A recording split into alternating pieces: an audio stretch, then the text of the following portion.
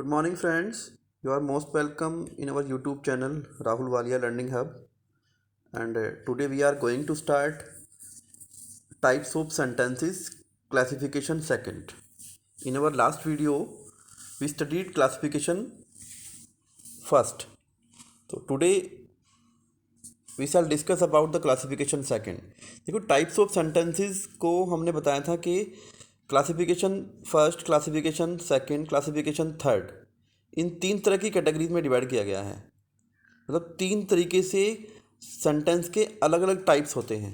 तो हमने पहली वाली वीडियो में पढ़ा था कि सेंटेंस के टाइप क्लासिफिकेशन जो फर्स्ट होता है उसमें कितने प्रकार के होते हैं, कौन कौन से सेंटेंसेस होते हैं। आज हम पढ़ेंगे क्लासिफिकेशन सेकंड में जो सेंटेंसेस होते हैं वो कौन कौन से टाइप से होते हैं। ठीक है ना, कौन कौन से उनके टाइप्स होते हैं, उनकी डेफिनेशंस क्या हैं, उनको हम कैसे पहचान सकते हैं।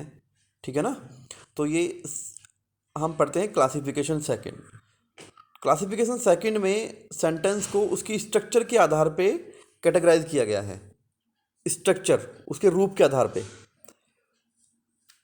तो इसमें सबसे पहला जो टाइप आता है वो आता है सिंपल सेंटेंसेस, साधारण वाक्य। ठीक है ना, बिल्कुल जो सिंपल सेंटेंसेस होते हैं, साधारण वाक्य होते हैं, तो वो कौन से सेंटेंसेस होते हैं? सच sentence which contains one subject and one finite verb is called simple sentence। ऐसे सेंटेंस जिसमें केवल एक सब्जेक्ट होता है और केवल एक फाइनाइट वर्ब होती है। ठीक है ना, फाइनाइट वर्ब बोले तो इज, एम, आर। ओके, तो ऐसे सेंटेंसेस जिसमें सिर्फ एक सब्जेक्ट होता है और एक फाइनाइट वर्ब होती है, ऐसे सेंटेंसेस सिंपल सेंटेंस कहते हैं। ऐसे वाक्य जिनमें एक कर्ता और एक परिमित क्रिया हो सरल वाक्य कहलाते हैं। इनके कुछ एग्जांपल्स देखते हैं। Radha is participating in annual function of school. Radha school के एनुअल फंक्शन में पार्टिसिपेटिंग कर रही है, यानी भागीदारी कर रही है। She needs a sweater. वह एक स्वेटर बुनती है। They are running a race. वो एक दौड़ लगा रहे हैं। He plays a match. वह एक मैच खेलता है। ठीक है ना, या उसने एक मैच खेला है। अब आप देख रहे हैं यहाँ पे ओनली जितने भी सेंटेंसेस हैं इनमें सब में सिर्फ एक एक सब्जेक्ट आया है। यहाँ पे राधा आया है, यहाँ पे सी आया है, यहाँ पे you can see the they आया है, यहाँ पे ही आया है। सभी में एक ही फाइनाइट वर्ब है। यहाँ पे इज पार्टिसिपेटिंग है, यहाँ पे नीड्स है, यहाँ पे रनिंग है, यहाँ पे प्लेज है। ठीक है ना, तो ये बड़े सिंपल होते हैं पहचानने में, बिल्कुल एक सेंटेंस लिखा होता है तो इनको इजीली हम पहचान सकते हैं, ये सिंपल सेंटेंसेस होते हैं। Now we come to complex sentences. Complex sentences, a complex sentence consist of one main clause and one or more subordinate class. एक जटिल वाक्य में एक मुख्य उपवाक्य और एक या अधिक अधीनस्थ उपवाक्य होते हैं। देखिए कॉम्प्लेक्स सेंटेंस में होता क्या है कि एक तो इसमें प्रिंसिपल क्लास होती है, और प्रिंसिपल क्लास के यानी जिसको मुख्य क्लास कहते हैं, और प्रिंसिपल क्लास के साथ में एक सबऑर्डिनेट क्लास होती है। कहने का मतलब ये होता है कि जो सबऑर्डिनेट क्लास होती है, जो दोनों क्लास होती हैं वो आपस में एक दूसरे पे निर्भर करती हैं। यानी अगर उनमें से किसी एक क्लास को अलग निकाल दिया जाए तो उस सेंटेंस का मीनिंग कंप्लीट नहीं हो सकता है। तो सेंटेंस का मीनिंग कंप्लीट करने के लिए हाँ, वो दोनों क्लास जो होती हैं वो एक दूसरे पे निर्भर होती हैं। अब इस पे जो कॉम्प्लेक्स सेंटेंसेस होते हैं, जो सबऑर्डिनेट क्लास होती है, सबऑर्डिनेट क्लास जो है उसके थ्री टाइप्स होते हैं। एक तो होती है सबऑर्डिनेट नाउन क्लास, यानी नाउन के आधार पे। एक होती है सबऑर्डिनेट एडजेक्टिव क्लास, और एक होती है सबऑर्डिनेट एडवर्ब क्लास। तो subordinate noun class, adjective class and adverb class, इनको डिटेल में हम अभी पढ़ेंगे कि इसको हम कैसे पहचान सकते हैं। एग्जाम्पल के जरिए हम पहचानने की कोशिश करेंगे। यहाँ से स्टार्ट करते हैं। First example, I fear that I shall fall. मुझे डर लगता है कि मैं कहीं गिर ना जाऊँ।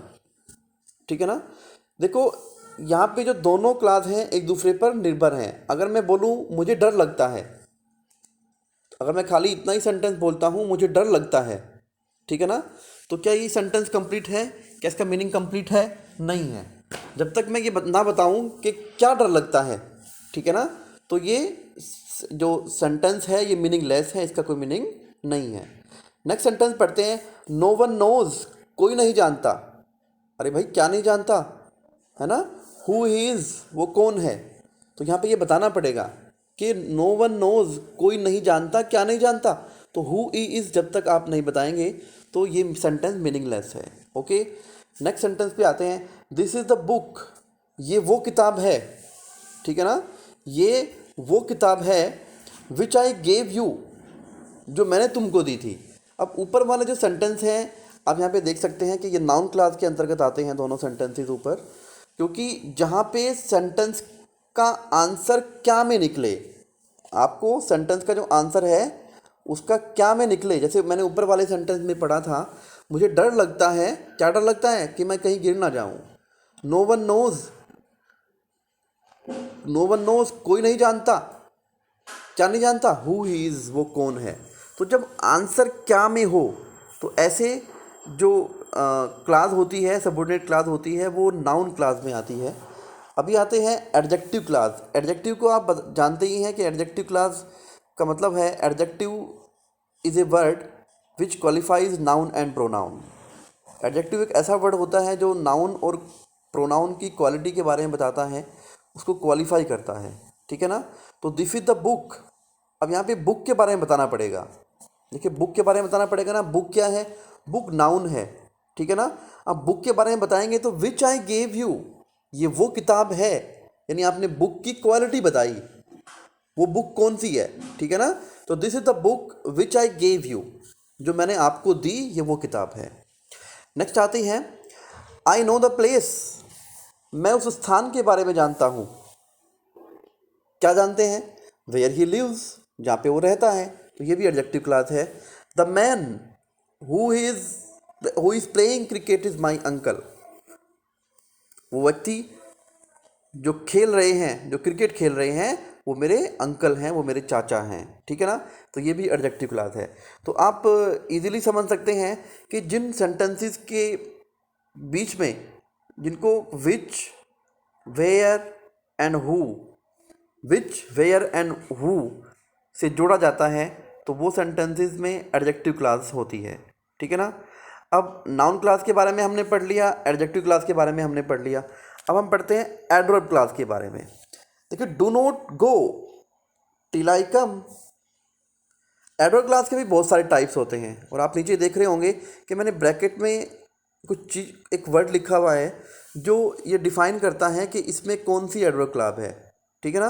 तो ये जो पहला सेंटेंस है, ये टाइम को यहाँ पे बताया गया है, ये टाइम से रिलेटेड एडवर्ब क्लास है। टू नॉट गो, मत जाना, टिल आई कम, जब तक मैं ना आ जाऊँ, उस समय तक मत जाना जब तक मैं ना आ जाऊँ। तो टाइम की बात हुई ना यहाँ पे, तो यहाँ पे टाइम एडवर्ब क्लास है, एडवर्ब क्लास ऑफ टाइम। तो इसमें अनटिल भी आ सकता है, अनटिल भी इसमें आ सकता है। I know the place where you live, I know the place where you live, तो जहाँ पे वेयर वर्ड आता है तो ऐसे में होती है एडवर्ब क्लास ऑफ प्लेस। मैं उस स्थान को जानता हूँ जहाँ पे तुम रहते हो। डू एज आई से, ऐसा करो जैसा कि मैं कहता हूँ, इसमें कौन सी है, एडवर्ब क्लास ऑफ मैनर।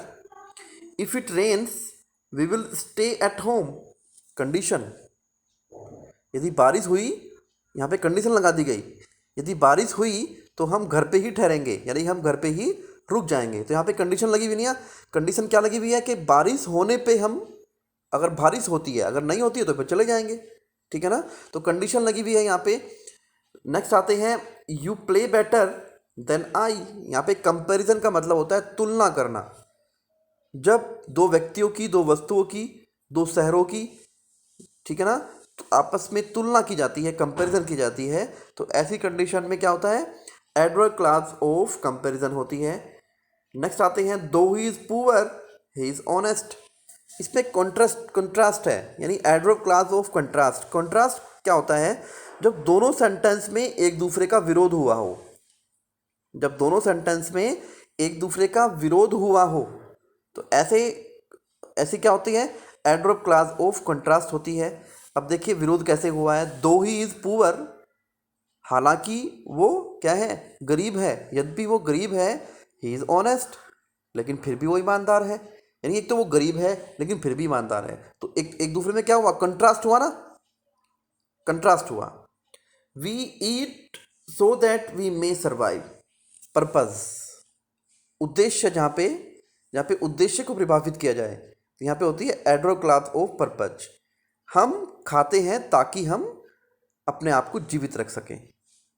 तो हमारा उद्देश्य खाने का क्या है, हमारा उद्देश्य खाने का ये है कि हम अपने आप को जीवित रखने के लिए खाते हैं। Okay, I did it because I wanted to, यहाँ पे रीज़न है, मैंने ऐसा किया क्योंकि मैं ऐसा करना चाहता था, तो रीज़न निकल के आया। यहाँ पे है ही इज सो वीक, वो इतना कमज़ोर है, that he can not walk, यहाँ पे रिजल्ट निकला है, वो इतना कमज़ोर है इसलिए चल नहीं सकता, परिणाम दे दिया ना उसका, साथ में रिजल्ट दे दिया। He is so weak that he can not walk, वो इतना कमज़ोर है कि वो चल नहीं सकता है। ठीक है ना। तो ओवरऑल हम बात करते हैं कॉम्प्लेक्स सेंटेंसेस की, तो कॉम्प्लेक्स सेंटेंसेस में which, where, what, if, that, okay, and until, अभी आप देख रहे होंगे यहाँ पे अनटिल आया था, दो आया था, ऑल्दो आया था। ठीक है ना। तो इस टाइप के जिसमें वर्ड आते हैं तो ये सब क्या होते हैं, कॉम्प्लेक्स सेंटेंसेस होते हैं। नेक्स्ट हम पढ़ते हैं कंपाउंड सेंटेंसेस। कंपाउंड सेंटेंसेस, संयुक्त वाक्य कहते हैं कंपाउंड सेंटेंसेस को, इनको डिटेल में पढ़ेंगे। Compound sentences, the sentences containing two और मोर क्लासेस, ऐसे सेंटेंस, देखो क्लासेस तो कॉम्प्लेक्स सेंटेंस में भी टू और मोर थी, ठीक है ना, लेकिन यहाँ पे थोड़ा सा डिफरेंस समझेंगे। द सेंटेंसेस कंटेनिंग टू और more classes which do not depend on one another to complete their meaning, they are called compound sentences। Hindi पढ़ लेते हैं। जिन वाक्यों में दो या दो से अधिक उपवाक्य हों जो अपने अर्थ को पूरा करने के लिए एक दूसरे पर निर्भर न करते हों, वे संयुक्त वाक्य कहलाते हैं। ओके, देखो ऐसे सेंटेंसेस जिसमें दो या दो से अधिक क्लास आई हो, लेकिन वो क्लास बिल्कुल आपस में आज़ाद हो, फ्री हो।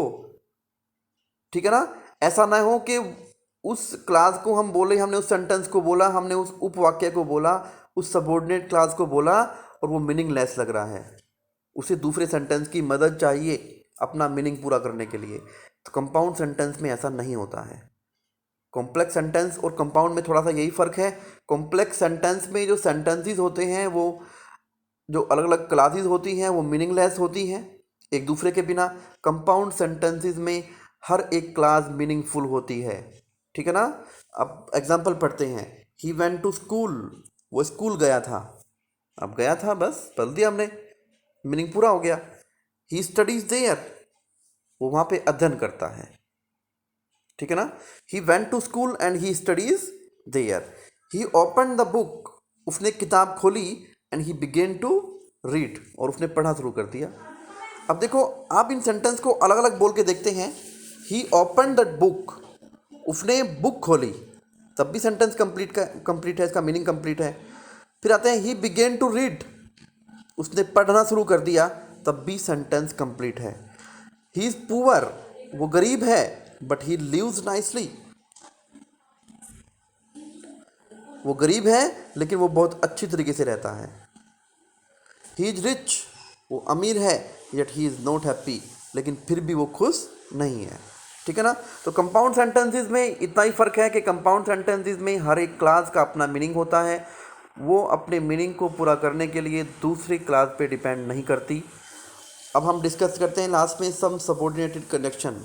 कुछ कंजक्शन होते हैं जो कंपाउंड सेंटेंसेस में पाए जाते हैं।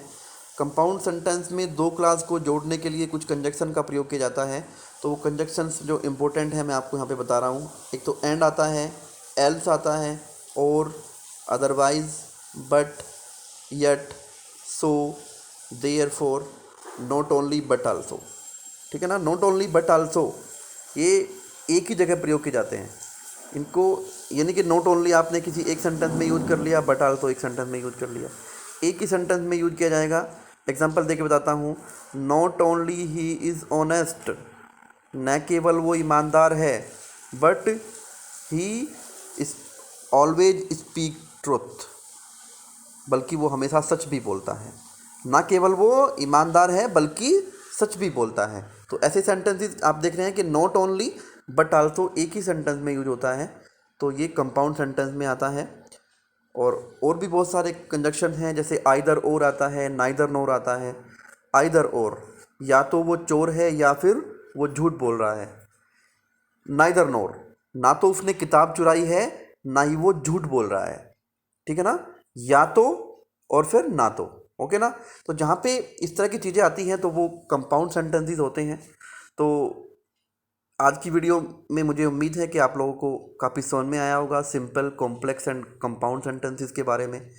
If you have any questions regarding this video and regarding this type of sentences, you can send me the text in comment box. I will try my best to deliver you the answer. तो फिर मिलते हैं next video में। Have a good day, good bye.